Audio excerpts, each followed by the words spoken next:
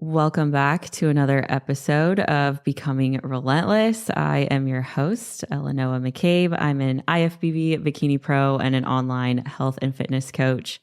And today I am going to talk to y'all about probably a topic that's a little bit out of the ordinary for me, but it has been something that keeps coming up again and again, not only in my life, but also in a lot of my athletes' lives. And I don't know if it's just the season that we're in or what's been going on, but we are going to be talking today about toxic friendships. And I feel like this has been something that I have run into just time and time again.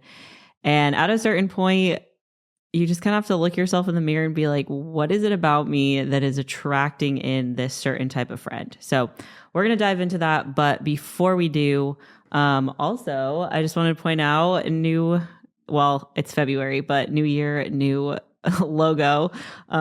We have a new Becoming Relentless logo. So as I continue to grow and evolve and change, so will the podcast and so will the logo. So super excited for that. But we are going to go ahead. We are going to dive in. So the first things I'm going to go over are kind of like red flags or things that you can look out for that might determine if the friendship or relationship that you're in is a little bit toxic. And I do want to put like a little disclaimer because I feel like the word toxic is thrown around so much these days. And I think sometimes it's used out of context. In this context, what I'm referring to are behaviors or ways that you can sense that a friendship isn't two-sided. So the first red flag that I wanted to point out is when you feel emotionally drained. A healthy friendship is one that should bring you energy. You should leave the interactions feeling refreshed and not drained. So if you notice that you're hanging out with somebody or you're talking to somebody and the conversation ends or you leave and you feel exhausted and you feel absolutely drained, and that happens all the time, that is probably a flag that you need to look into because you shouldn't be leaving every conversation like it was emotionally laborious. If every interaction feels like that, something is probably off. And that's like your first clue into, hey, this might not be a healthy friendship. And then a second red flag is if they undermine your success. So a true friend is one that's going to celebrate your wins. A toxic friend is going to downplay them or make it about themselves. So I think something that I've had conversations around with my athletes as of late is this example, because maybe my athletes are like in a cut or they're pursuing contest prep. They're trying to get on stage and they have friends that make passive aggressive comments or they make jokes they're disguised as jokes, but it's maybe like mild jealousy. Those can be really, number one, really hurtful, but number two, it can really affect the way that you're feeling. So in my athletes check-ins, when they're sending me like, oh, I'm not feeling supported by my friends, or like my friends keep making jokes about my food, that to me is always kind of a little flag that I bring to their awareness. Like I'll ask them like, hey, have you talked to your friends about this? Do they know how their jokes are making you feel? Because sometimes it is harmless fun.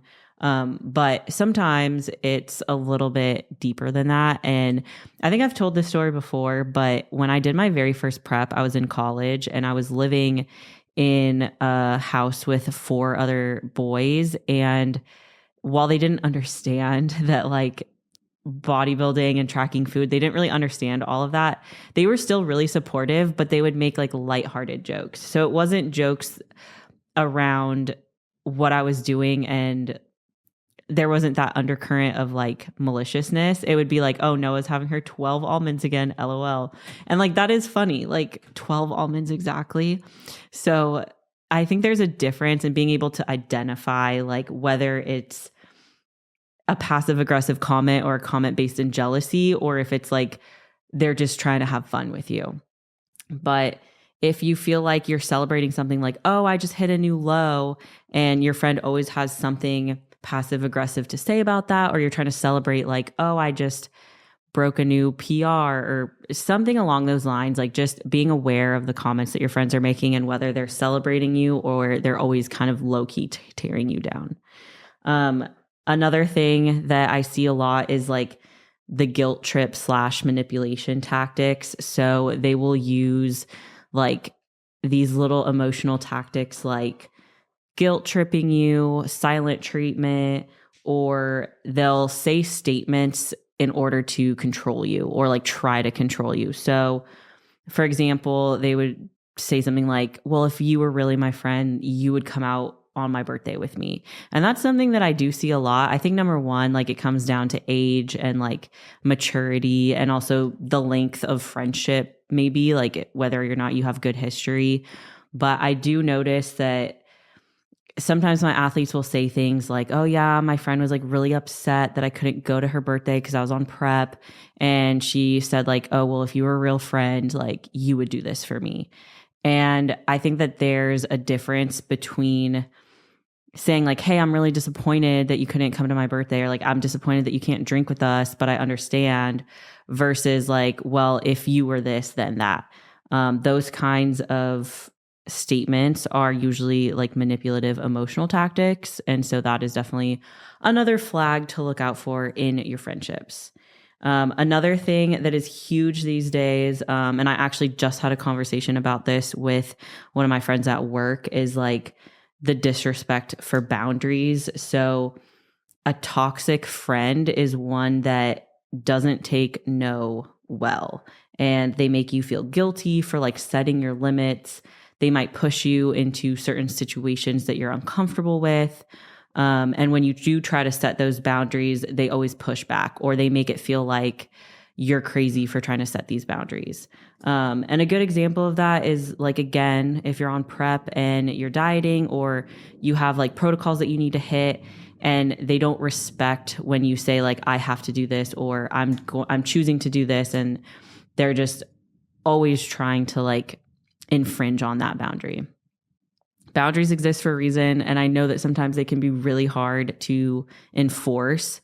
But if you've explicitly set your boundaries with your friends and said like, hey, I do this at this time, or I'm choosing to prep and do this way, and they're constantly trying to get you to break that, that at least warrants like a conversation. Or it could be kind of another red flag that you can think like, okay, are they continuing to disrespect my boundaries in this way?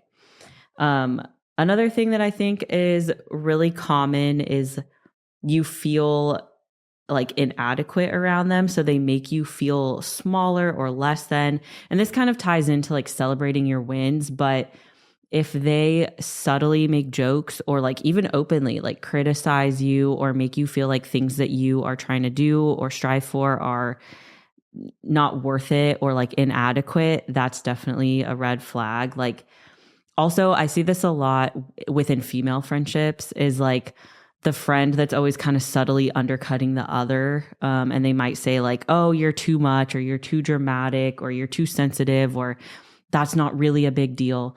All of those statements are criticisms, and they're kind of subtle, not really if you know what to look for. But if your friend is saying stuff like that to you, you have to ask like, are they really a friend? Some other things that I've definitely noticed, and some conversations that I've had, is like, how does the actual relationship feel? Like, how does the friendship feel? If you feel like you're always there for somebody, but they're not there for you, and it's more one-sided, that's a red flag, because at that point, it's not really a friendship. It's going to feel more transactional. And if you're feeling that way, like bringing it up and having conversation about it is going to be important to how you can move forward. Another thing, especially with, again, like women, that I've noticed is like what the friendship is built upon. And this was a huge thing with me last year. If you know, you know, but the friendships that are like built on drama and like talking shit about other people versus being built on true connection and like things that you have in common. If you have a friend that you can only have conversations with about other people and about drama, And there's always like, there has to be like chaos or gossip or some sort of conflict that keeps you guys connected. That's not a real friendship. And the other thing that I have become very aware of, and probably like to a fault at this point, is like if somebody is super comfortable, if you have a friend who's really comfortable coming to you with shit talking about other people all the time, it's probably really likely that they're going to other people talking shit about you. Because if they're so comfortable to come to you and tell you all the drama, tell you all the gossip, and tear other people down, or like people that you guys have in common down, more than likely they're doing the same thing to you behind your back. And that's something that I've had to become very aware of, is if somebody comes to me with gossip or talking poorly about somebody else, and I tell them, hey, I don't want to talk about this, or hey, you should take that directly to them because I don't want to engage in this, and they continue to push that boundary, or they continue to try to bring gossip and chaos and drama to me, I cut them out. I can't do it.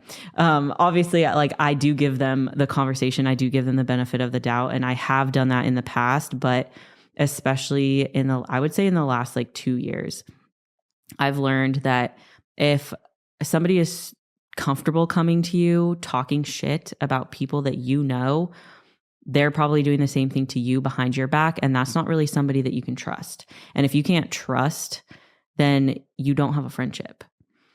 And then another thing that is a little bit less common or less talked about, in my opinion, is like the obligation. So if you feel obligated to stay friends, and the only reason that you're staying friends with somebody is because of history or time spent, or like the investment that you've put into the relationship, or even like guilt, that's definitely a red flag.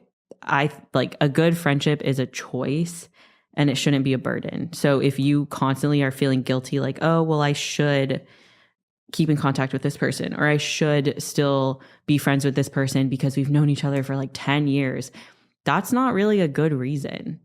And so being willing to acknowledge that and understand that, like, yeah, that friendship probably, if it's out of obligation, it probably isn't right for me anymore. Like it's not a good fit friendship. That is definitely important to identify. So those are the red flags. And then of course it would be silly to just be like, yeah, look out for these. Okay, peace, good luck. Some of the ways that you can move forward, address it, or get out of a toxic friendship. Number one is going to be acknowledging the truth. So being honest with yourself about how that friendship feels, how it makes you feel, and being okay admitting to yourself that a friendship is no longer healthy for you. And then once you've acknowledged that, I think the next step is going to be setting boundaries. You don't owe anybody unlimited emotional access. Nobody is entitled to your emotions or your time. So what you can start to do is set those boundaries and actually reduce the amount of time and energy that you're giving to that specific person. So for example, if you have a friend who's like constantly FaceTiming you all of the time, doesn't matter what you're doing, doesn't matter if you're working or grocery shopping or busy with other friends, or if you honestly just want time alone and you just want to be by yourself and they don't care and they're just constantly invading your time and space, even when you've told them like, hey, I'm busy today, or hey, my best friend is flying into town this weekend, like I'm going to be with them for this weekend, and they still are just constantly FaceTiming you, calling you, texting you, all up in your grill. That is going to be up to you to set that boundary and then uphold it. So if you say like, I am not going to be available for you this weekend, and they call to vent, it's okay to screen their call. It's okay to decline it and just text them and be like, hey, I can't talk right now, or I'm busy, or like, I already told you I'm busy this weekend. Let's touch base on Tuesday. And if they continue to call and text and try to get into your time and infringe on your boundaries, then you might want to ask, like, are they really a friend? Is this a healthy friendship? Then, of course, as always, which I talk about all the time, is communication, conversation. So being willing to like sit down and have an open and honest conversation, because obviously if this is like a pressing issue that keeps happening and they do keep infringing on your boundaries, you have to address the issue. And it is going to be best to be direct. I think obviously anytime that you can be direct is going to be better than not being direct. And I think sometimes we're really scared because we don't want to say the wrong thing or we don't want to hurt somebody else. But being able to just address it directly and say, hey, like, I feel like our friendship has become more one-sided and I need to set boundaries. That is a totally okay statement to say and to do. And also, like, be prepared, because you don't know what their reaction is going to be. And if they do react poorly, that's not on you to then like fix their emotional response. And most toxic people, most toxic friends are going to react poorly. So just if you already have a feeling, if you already know that like, yeah, they're not going to react well, then you already know as well, they're probably toxic and they probably need to be removed from your life. Another thing that you could do if you don't want like this big dramatic fallout, and if you're patient and willing, you can distance yourself gradually. So to avoid like dramatics, you could start pulling back slowly. You can say like, I'm busy. You can be less available for last minute plans. And then also just keeping your conversations a little bit more short, and just still being very direct with them. And then, of course, like a couple other things that you could probably do is going to be like letting go of any residual guilt that you feel. You're not responsible for fixing somebody else's emotional well-being, and leaving a toxic friendship, it does not make you a bad person. Like you're somebody who is taking a step in appreciating the boundaries that you've set, and you're demonstrating the respect that you have for yourself by stepping out of a toxic friendship. And then obviously like filling in the space with supportive people. So investing in the friendships in your life that do feel good, that don't drain you. That's always going to be important. And seeking out those people who actually do celebrate your growth, who are happy to bring positivity into your life and into your interactions. And you can like walk away from spending time with them without feeling drained or guilty or like emotionally just so drained. And then of course, like, I think I always say this, but being able to sit down and like spend time with yourself, journaling, self-reflecting, something I've been doing a lot recently because I just like haven't set time aside to sit down and write. I will talk to myself out loud, especially because I have a commute now. Like sometimes if I don't want to listen to music, if I'm just like overstimulated for my day, I will drive in silence, like the radio's not playing, music's not playing, no podcast, nothing. And I'll just talk out loud to myself. And I'll talk about like the day or what I'm feeling or what's going on. And it helps to get those like jumbled thoughts out of your head and just be able to say them out loud. Because half the time when I say the shit out loud that I'm thinking, I'm like, oh, that actually sounds crazy. Like that's actually ridiculous. But it like gives me a sense of, okay, this is what I was thinking, this is what I was feeling, and this is how crazy it sounds. And I can start to almost like organize my thoughts better instead of them being like jumbled and like racing all over the place. And then the other thing that I think is really important to take away is just going to be recognizing the lessons that you are learning from each friendship. And so why I felt like I wanted to talk about this today was just because I was reflecting on 2023 and 2024. And in both of those years, I had really important and big female friendships in my life that completely imploded and exploded. And without like, I'm not trying to like stir up anything, like without going into a lot of detail. What I realized is there's something about me that attracts these friendships in. And I've experienced this same sort of pattern and cycle, not just those last 2 years, but for a really long time. Because even when I trace back to like my childhood, I have had these like best friends, these like female best friends who I get really, really close with, and we do everything together. And then somehow something happens where the friendship just like blows up.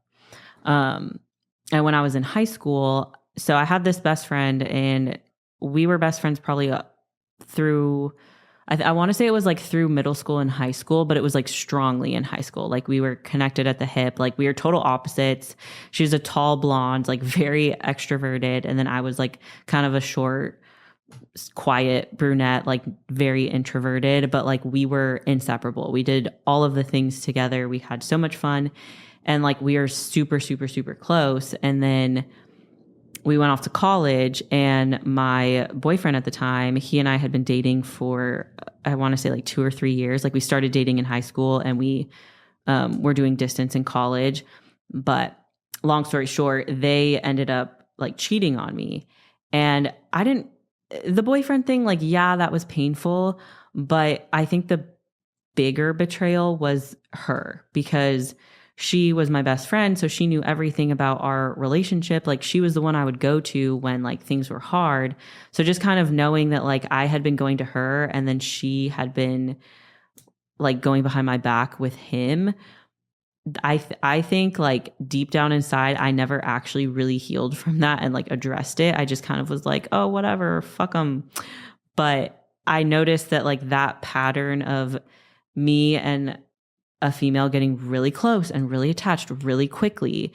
And they are always kind of like the opposite of me, where they're like extroverted and loud and like they command all the attention. And I'm like, I'm okay just kind of being like the wallflower and in the background. And those friendships just always like kind of implode. And so this year, finally, well, part of last year and then this year, like now that I'm past prep and like kind of more in a quote unquote like normal headspace, I've had time to really think about that. And even my dad like kind of called that out for me on like the pattern and how it constantly is just kind of showing up in my life and repeating. And so this year, like especially, I feel like I've had these new girlfriends come in, and I've been a lot better at setting my boundaries, being very clear and direct with my communication, not in a way that's like shutting them out or that I don't trust, but in a way that I feel the friendships are more,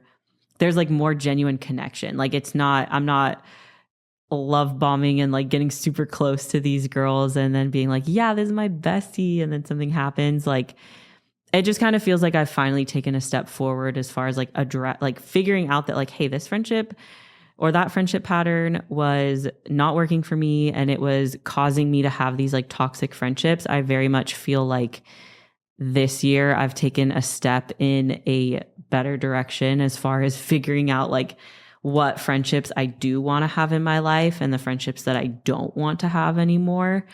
And as I've been figuring that out, of course, like some of my athletes have been bringing me just like similar situations or similar stories where there have been like friendships ending, relationships ending, or like conflicts coming up. And so it's just always so interesting to me that like as I experience things and like as I go through things in life, I'm never really alone in my experience. Like other people are also going through the exact same things, just like maybe different contexts or different environments.